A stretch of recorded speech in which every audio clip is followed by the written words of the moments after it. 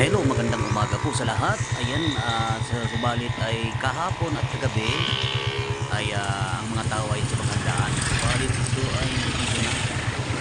Ito po ang kinalagyan ng bagyong Pipito. So, samahan natin, tingnan natin at sugurin natin ang ating mga dinaanan natin dito.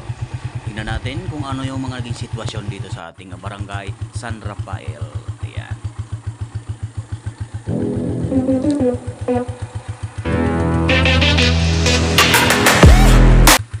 Yes! At syempre dito naman ay meron pong natanggalan ng bubong. At may mga masigasig pa rin na mga tao na tambay sa labas. Subalit medyo paano pa ang panahon ay gaantay pa rin sila na sumikat ang araw.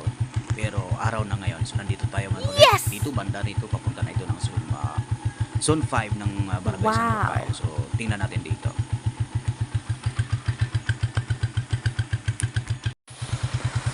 At dito naman, ayan, may tubig na naman dito. Wow. May tubig pa na bukal na galing sa taas.